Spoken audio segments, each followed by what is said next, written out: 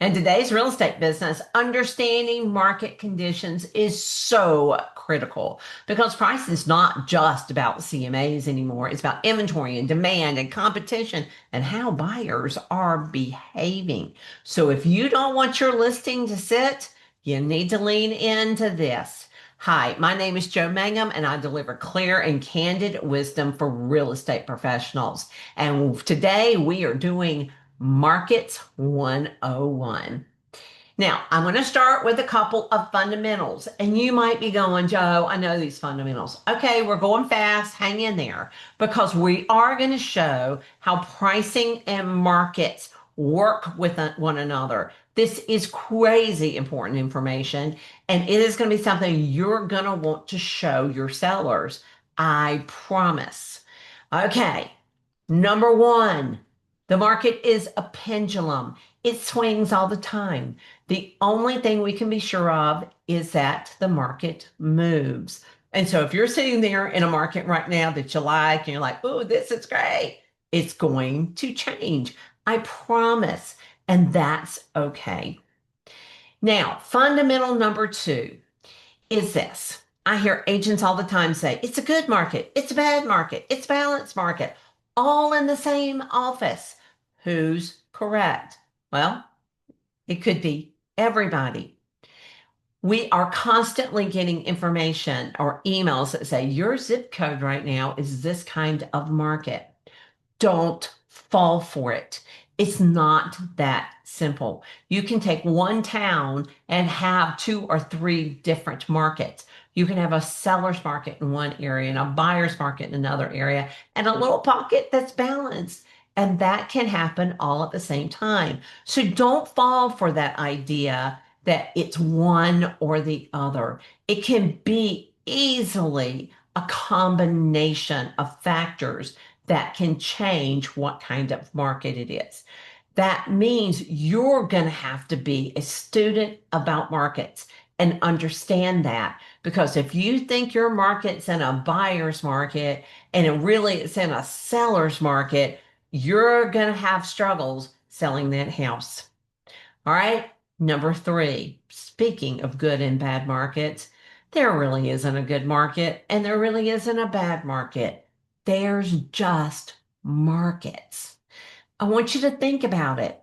In a market with excess inventory, it's great for a buyer, but it's bad for a seller.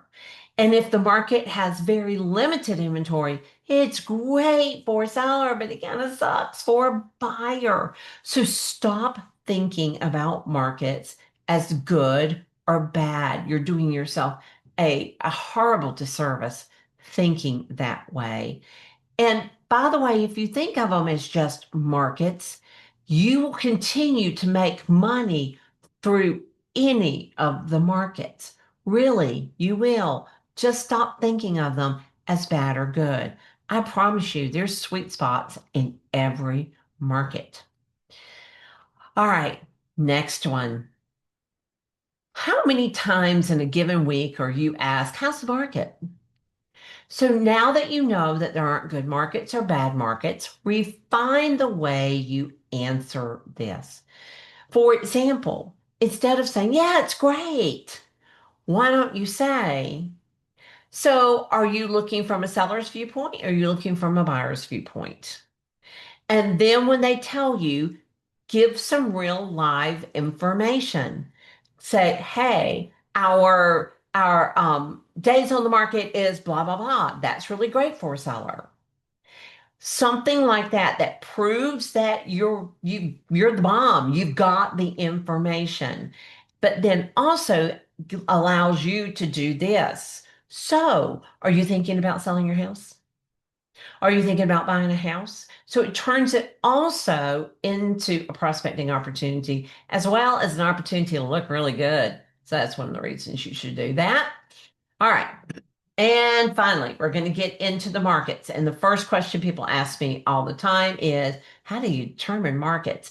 Well, they are determined by the number of months of inventory. So if you have a buyer's market, that means that you have over 6 months of inventory, which means that there's more houses available than there are buyers to buy them.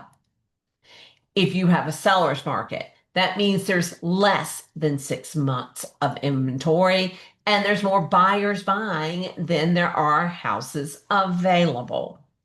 And then lastly, if it is 6 months of inventory, notice not a range, 6 months of inventory, that means there are equal amount of sellers selling and buyers buying. So it is a balanced market. Somebody asked me several years ago, how did you make this up? I did not make this up. This has been the truth of real estate for probably 100 years. It's just, this has been a fundamental of real estate. All right. So the next big question would be how to determine inventory. So number of months of inventory get determined by something called the absorption rate. This is a calculation that every real estate agent needs to know, although you can readily get it within your MLS. You can get that. But I really, really think that every agent ought to understand it because if they can, then they can explain it when somebody questions it. I do have a video on this, so go over there and look for my blog on absorption rates. All right, now we're getting to all the deep stuff. And let's start with why are markets so important to pricing? All right, let me run down the list for you real quick. Well, market conditions reveal a probable sales price, not just a number. So a CMA, it gives you history where market conditions are giving you the future, and you need both of those to really go after the right price. Next, market conditions dictate a buyer's behavior. They act differently in different markets. A hot market, they act differently than they do in a soft market. And that's going to be important to your pricing. Next, market conditions determine the competition because pricing isn't just about comps, as I've said a couple of times already. It's about competing against the houses that are there today. And you need to understand that. Market conditions affect time on the market. Now, every day on the market has a price to the seller. And every day on the market has a price to you because you're putting another day of effort or maybe another day of marketing money. Where the seller, that when a market is shifting and the price is too high, even if it's too high by 3 to 5%, it can double the amount of time that a house has been on the market. It can lead to price reductions. And ultimately, that will mean a loss of net in the seller's pocket. Next, market conditions change the psychology of everybody involved. In a rising market, a seller will expect high prices and they're going to push too far. And in a buyer's market, the buyer is going to be very, okay, I'm going to expect them to do a really good deal for me, right? So it tells you the psychology. And lastly, market conditions change faster than sellers realize. And the real problem with that is it takes a while for the seller's mental thought process to catch up to what the market is actually doing. And markets can change on a dime. Okay? Now that we have those fundamentals in, let's start breaking down how prices and markets work together. I really, really encourage you to take notes here, and I really encourage you to draw out some graphs and start talking to your sellers about this concept. Before I show anything conceptual, I just want to get you used to my little graphs that I'm about to use. On the horizontal, I've got time. On the vertical, I've got price. And the X is where the CMA indicated the right price should be. Everybody got it? All right. Let's first go to a seller's market. A seller's market is AKA a rising market. Why? Because there's not enough inventory for the amount of buyers, so it pushes forward appreciation. Now, a seller's market can look something like this, or it could look something like this. We've seen it both ways. But let's assume we're going to use this one, that it's rising at a nice pace. Now, you are there talking to a seller about price, and you show them that it's a rising market, and here is the indicated sales price. And the seller says, but no, I think I want to price it here.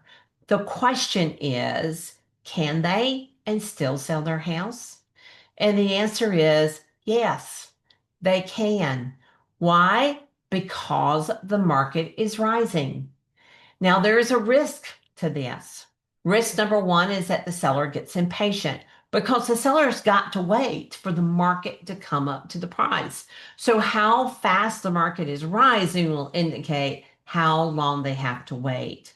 And of course, the second risk here is that they'll get impatient, which very often they will do. Even when they say, no, we've got time, they'll get impatient and the want to start selling now, which the higher you do, the higher you list it, the longer it's going to take in a rising market. And of course, the third risk is that that market can change on a dime. I've seen it happen lots and lots of times. All right, so that is selling high in a seller's market. Yes, you can do it if you're willing to wait and you're willing to let the time click by for the market to come up. By the way, if the seller is time sensitive, this is not a good strategy for them. They should be pricing at the indicated sales price or below if they're really, really critical with time. All right, next one is a balanced market. This is where a market is flat. It is 6 months of inventory.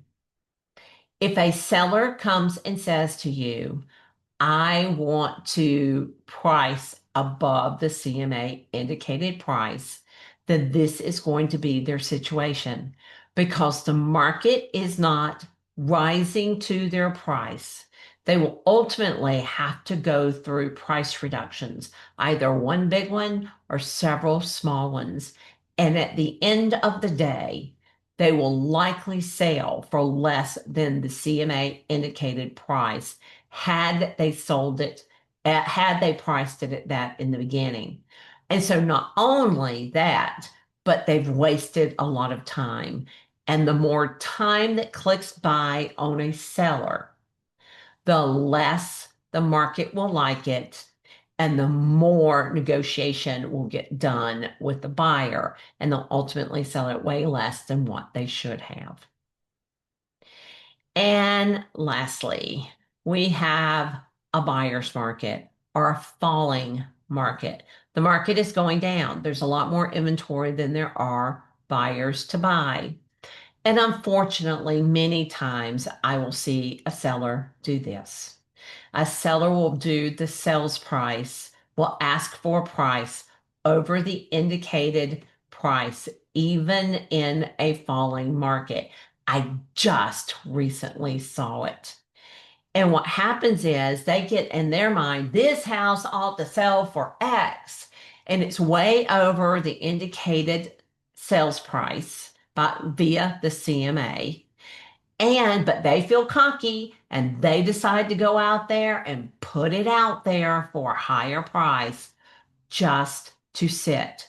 Because unless the market changes its direction, which it could, but most of the time it doesn't in a falling market, then it's going to sit there and there's going to be price reduction after price reduction after price reduction. And ultimately, they're going to have to make a massive price cut to get down under the market. And notice that the market is falling. So it's getting lower and lower and lower as time goes by. Now, in the Great Recession, we saw this a lot. And ultimately, the houses just went back to the bank. The one that I just recently saw here, it finally dropped its price significantly. It got under the market. But that didn't mean it still didn't have to make concessions and come even lower because it had been out there so long. They were in a terrible negotiating position. So I would really suggest to you that you walk into listings with the graft of here it is, this kind of market, this kind of market, and this kind of market. And let me tell you the kind of market we're in. And so the only market that we can be in that we can price over the CMA indicated price is one that's rising. And if your market is not rising, here is the damage of pricing over. I did this for years and it was freaking brilliant. They completely understood what the risks were of pricing over the CMA indicated price in a falling market and in a buyer's market. All right. So I know that was a lot of information in a short period of time. Two things. Remember, the market establishes the price, not the seller, not the agent. Our job is to help them understand today's conditions so they can price at home where the buyers are, not have wishful thinking about where the buyers are. And the second thing is we have a course that's an all-day course called Strategic Pricing Specialist, and it will teach you even how to present this in the course. I'll put the information right after this. All right, talk to you soon.